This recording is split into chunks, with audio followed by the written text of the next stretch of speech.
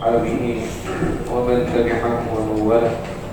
Allah yang semoga kepada Pengurusi Fadil Ustaz Muhammad Halabi dan barisan kepimpinan para asatidah, tuan guru, para alim ulama, Tuan Haji Muhammad Hajah, ayat dan bunda muslimin muslimat, hadirin hadirat yang dimuliakan oleh Allah.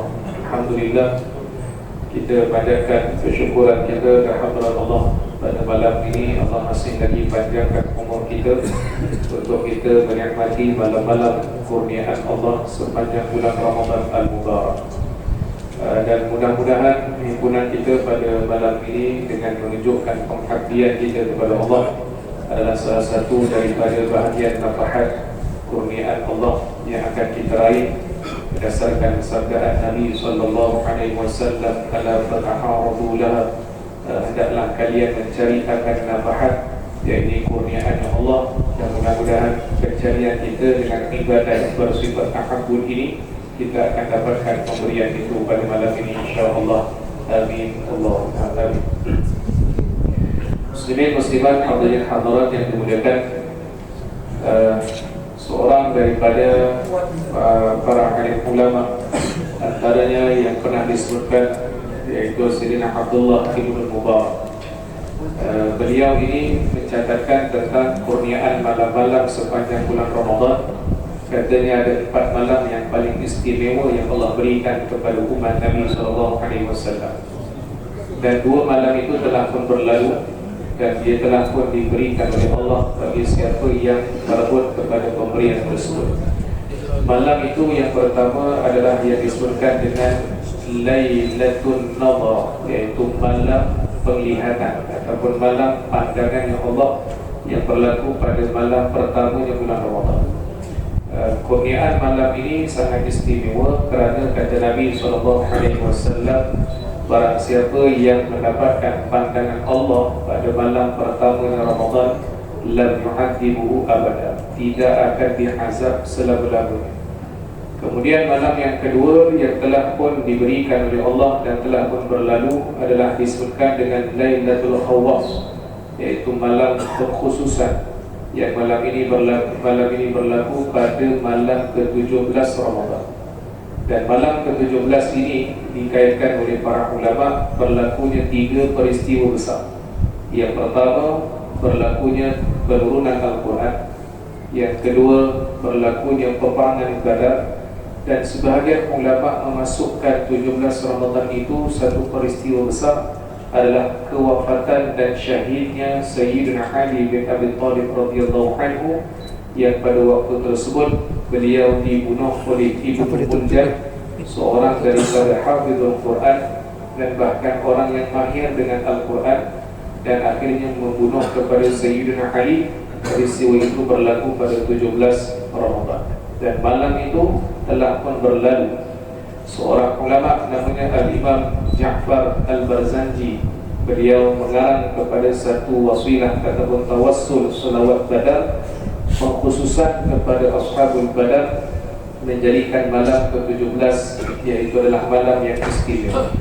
Berbagi 2 malam yang kita ingin kejar hari ini tuan-tuan, iaitu yang dinamakan malam ketiga Lailatul Azimah, iaitu malam yang agung, berlaku pada 10 terakhirnya bulan Ramadan. Iaitulah keistimewaan bulan Ramadan ini difokuskan oleh Nabi pada 10 terakhir. Guru kami Al-Habib Ali Zain-Habibin Al-Habib Hafizahullah, beliau menyebutkan bahawa Allah beri kepada kita dengan doa Rasulullah keberkatan Rajab, keberkatan Sya'ban dan sampainya Ramadan. Rajab Allah beri kepada kita 10 yang terawal. Sya'ban Allah beri kepada kita 10 pertengahan. Adapun Ramadan Allah sedang berikan kepada kita adalah pada 10 yang terakhir.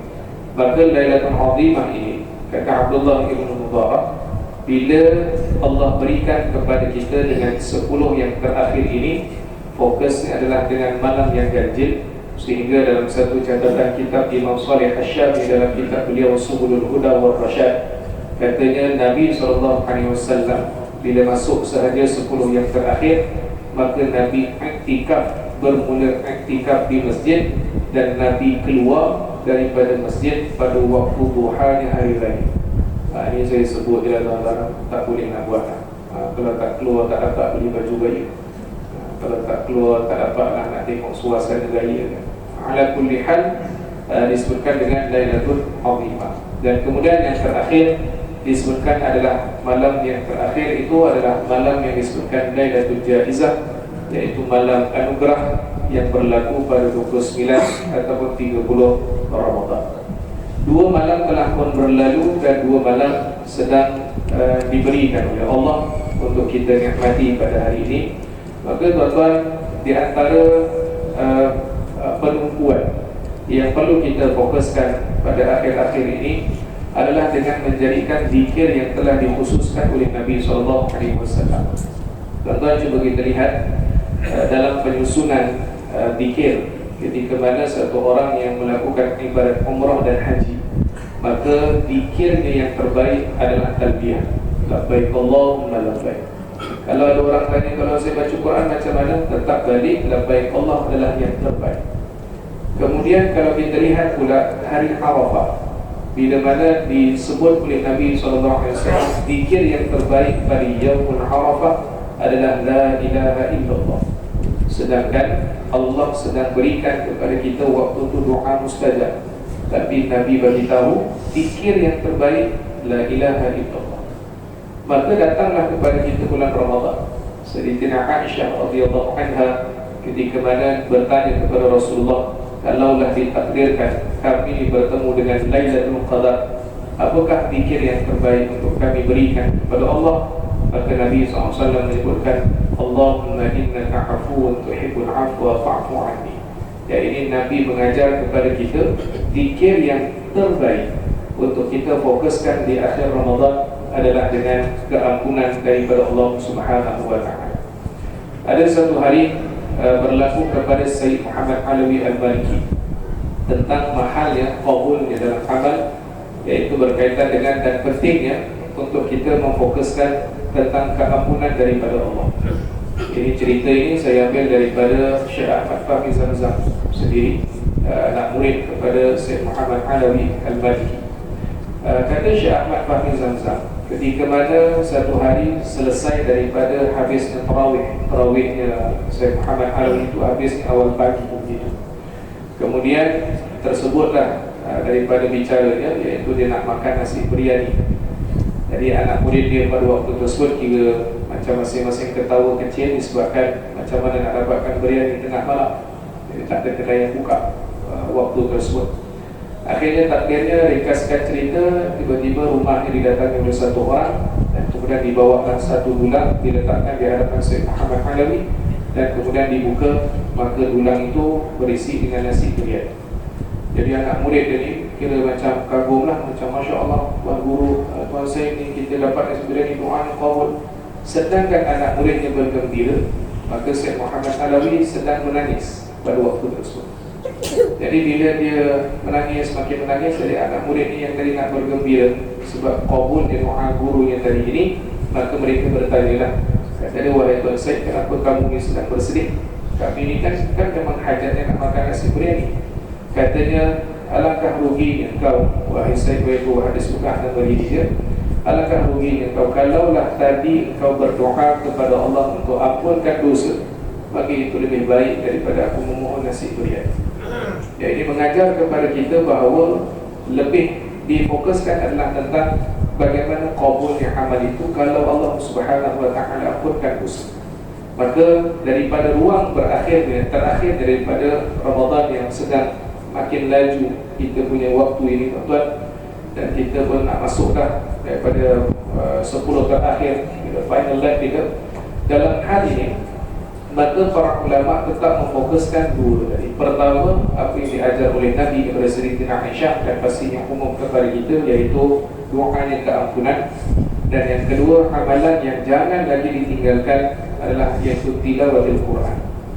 Tuan-tuan, bab berkenaan dengan Al-Quran ini, biasanya orang bila nak masuk 10 akhir, mereka akan habiskan usaha untuk mana-mana lah pengurusan surau atau masjid untuk buat majlis khatamul Quran. Majlis khatamul Quran itu dibuat adalah sebagai satu kerangkaian akhirnya khatam. tetapi bukanlah isyarat dan petanda untuk kita berhenti daripada dengan tilawatul Quran. Kerana bulan Ramadan itu Allah siapkan amalan yang khususnya adalah dengan tilawatul Quran. Sebab itu kalau ditanya tarawih yang terbaik adalah dengan khatamnya dalam salat, iaitu dengan bacaan Quran. Orang yang mengambil manfaat dengan tilawatul Quran, dari hubungan daripada setiap pergerakan manusia di dalam bulan Ramadan adalah terkait dengan Al-Quran. Maka kita nak ambil faedah yang telah ditulis oleh Al-Imam Nawawi radhiyallahu anhu dalam kitab beliau At-Tibyan fi Adabi Hamlatul Quran, pada bab yang pertama tentang fadilah ataupun kelebihan orang yang membaca Al-Quran. Dan kita nak ambil inilah fokus kita 10 yang terakhir ini, kita maksimumkan doa keampunan dan maksimumkan gandaan lagi dengan tilawatul Quran. Ada beberapa hadis yang boleh kita kongsikan. Yang pertama, tuan-tuan, bila terkait dengan keampunan ini, maknanya kita nak dapatkan keampunan Allah di akhir-akhir Ramadan ini, adalah dengan memperbanyakkan melakukan amal yang namanya al-hasanat. Allah sebut dalam Al-Quran, innal hasanat yudhibun as-sayyi'at. Sesungguhnya perkara yang namanya al-hasanat akan menghapuskan as-sayyi'at, iaitu keburukan-keburukan yang telah kita lakukan. Al-hasanat ini pula dibawakan ketika mana Nabi pernah bertanya kepada seorang sahabat. Kata Rasulullah, kaifa asbahta? Macam mana keadaan pagi kamu ni? Kata Rasulullah. Maka sahabat ini menjawab, ya Rasulullah, pagi ini saya ada rasa dalam hati saya, pertama, saya suka dengan perkara-perkara baik. Hatinya suka perkara yang baik. Kedua, ya Rasulullah, maknanya suka hatinya, suka dalam perkara itu, maknanya dia dengar apa yang masuk dalam telinganya, apa yang ingin dia bicarakan, semuanya itu adalah perkara yang baik. Yang kedua, ya Rasulullah, saya suka pula buat baik. Jadi hatinya suka dengar kebaikan. Dan yang kedua, dia suka buat baik. Dan yang ketiga, katanya, ya Rasulullah, saya pula kalau tengok orang buat baik, ya Rasulullah, saya pun suka. Tidak ada rasa macam, kenapa lah asyik muka dia je, kenapa asyik dia yang jaga periuk waktu buka puasa. Maknanya orang yang sedang buat kebaikan, kita tak ada rasa, kita rasa seronok, maka itu termasuk dengan kebaikan. Kemudian yang keempat, kata ya Rasulullah, saya punya rasa ni, kalau saya terlepas kebaikan, hati saya sedih. Jadi oleh sebab himpun 4 tadi ini, kata Rasulullah, cukup, maka ketahuilah dalam kehidupan kamu hari ini, Allah telah berikan kepada kamu namanya al-hasanat, iaitu kebaikan. Maka himpunan kebaikan, tuan-tuan muslimin muslimat, diambil daripada pemahaman seorang ulama yang perempuan, namanya adalah Sayyidatina Nafisah. Sayyidatina Nafisah ini guru kepada Imam Syafi'i radhiyallahu anhu. Ketika mana beliau membaca satu hadis Nabi SAW tentang kedudukan darjat. Kata Rasulullah, Allah akan mengangkat darjat seseorang, atau Allah akan menghina darjatnya seseorang dengan Nabi hukumkan, iaitu dengan perlakuannya dengan Al-Quran. Maknanya satu orang nak darjatnya diangkat, hiduplah dengan Quran. Satu orang yang nak hidupnya dihina, maka tinggalkanlah Al-Quran. Pemahaman hadis ini, Sayyidatina Nafisah bila sampai hadis ini kepada beliau, maka beliau menggali lubang kubur. Jadi dia gali lubang kubur, dan kemudian beliau duduk dalam kuburnya, dan beliau mula membaca Al-Quran di waktu itu sampailah hampir kewafatan beliau. Maka direkodkan oleh anak murid kepada Imam Syafi'i yang pada waktu tersebut, iaitu Imam Rabi', ketika mana bertemu dengan Sayyidatina Nafisah, ketika mana ditanya, wahai tuan guru, iaitu guru kepada guru beliau, iaitu Sayyidatina Nafisah, kata Imam Rabi', macam mana keadaan kamu hari ini? Maknanya dalam keadaan semakin uzur. Kata Sayyidatina Nafisah, alhamdulillah hari ini telah aku khatamkan Al-Quran sebanyak 30,000 kali. Jadi tuan-tuan, Sayyidatina Nafisah bila disebutkan sedemikian, kata Imam Rabi', macam mana kamu boleh nak khatamkan sebanyak ini? Maka Sayyidatina Nafisah baca hadis tadi, Allah akan mengangkat darjat seseorang dengan Quran. Maka kata beliau, harap-harapnya Allah akan angkat darjat aku setelah aku mati nanti adalah dengan Al-Quran. Jadi tuan-tuan, tidak ada amal lain yang selayaknya untuk kita dapatkan dengan kurniaan Allah. Walaupun Allah pernah sebut dalam Quran dari surah Fatir, ma yaftahillahu lin-nasi birrahmatin fala mumsika laha wa ma yumsik fala mursila lahu min ba'di. Kalau apa yang Allah halang, Takkan apa-apa yang Allah beri, tidak ada seorang pun yang boleh halang. Dan kalau seseorang yang Allah nak menghalang, tidak akan seorang pun mampu yang memberi. Maka pemberian Allah itu akan diberikan adalah melalui kepada tilawatil Quran. Dan inilah bahagian yang dibawakan oleh Nabi Muhammad SAW untuk kita dapatkan kedudukan di sisi Allah Subhanahu wa Ta'ala. Kemudian dalam kitab Ayyuhal Walad yang disebut oleh Imam Al-Ghazali radhiyallahu anhu, katanya ada 3 suara yang dicintai oleh Allah Subhanahu wa Ta'ala. Dan inilah yang kita perlu mainkan peranan untuk hidup kita di akhir Ramadan ini, yaitu dengan mengambil kepada suara yang dicintai oleh Allah. Kata Imam Al-Ghazali dalam riwayat ini, katanya suara yang pertama adalah suara kokokan ayam jantan. Ini suara ayam yang itu berkokok, itu adalah suara yang dicintai oleh Allah, kata Nabi SAW. Yang kedua, suara orang yang beristighfar pada waktu sahur. Maknanya kalau waktu sahur kita bangun dan ambil ruang daripadanya adalah untuk kita beristighfar, suara itu dicintai oleh Allah. Dan yang ketiga, tuan-tuan, iaitu orang yang membaca Al-Quran.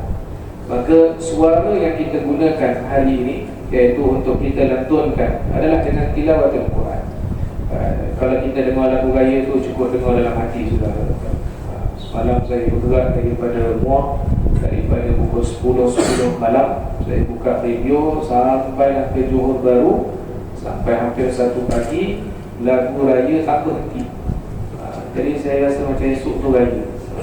Rupanya salah, masih puasa. Alat kulihat nak bagi tahunya kepada kita bahawa jadikanlah pendengaran kita, lidah kita berbaki ini dengan tilawat Al-Quran, supaya ada ruang daripada suara yang dicintai oleh Allah Subhanahu wa Ta'ala. Yang terakhir sebelum saya sentuh berkaitan dengan khatam Al-Quran, dalam satu hadis kursi ini lafaz daripada Nabi, isi kandungannya mu'ain adalah daripada Allah. Apa kata Allah Azza wa Jalla dalam hadis kursi? Barang siapa hamba ataupun barang siapa yang Al-Quran menyibukkan dirinya, kita ni manusia, daripada meminta-minta. Allah sebut barang siapa yang Al-Quran disibukkan dirinya daripada meminta-minta. Maksud daripada sini, syarahan daripada Imam Nawawi, maknanya siapa yang sibuk baca Quran sampai tak sempat nak berdoa, maknanya tak sempat nak minta kepada Allah, maka Allah bagi satu offer yang besar. Apa kata Allah? Allah akan jadikan seluruh orang yang berdoa pada hari itu. Agak-agak berapa ramai orang yang berdoa kepada Allah? Siapakah orang yang berdoa kepada Allah? Pastinya ada doa di kalangan para wali, para alim ulama, para salihin, para kiai, para guru, orang-orang awam, orang-orang yang inginkan sesuatu. Kata Allah, seluruh orang yang berdoa pada hari itu, doanya ini Allah akan beri kepada pembaca Quran yang tidak sempat berdoa tadi.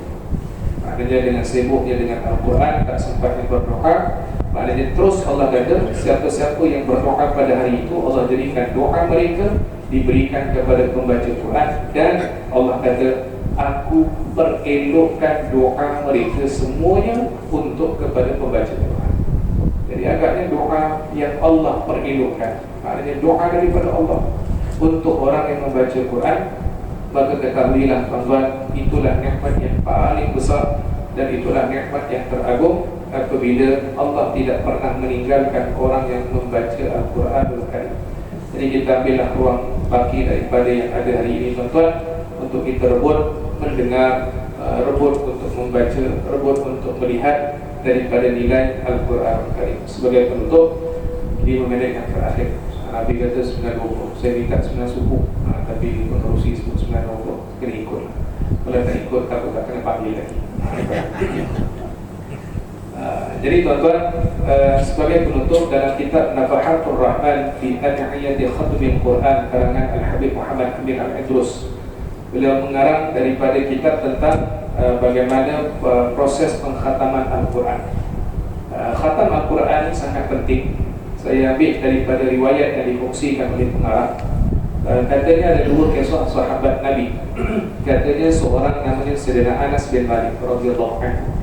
Sayyidina Anas ni tuan-tuan, bila mana dia baca Quran sampailah khatam, dan kemudian bila dia khatam, beliau tunggu seluruh ahli keluarganya ada.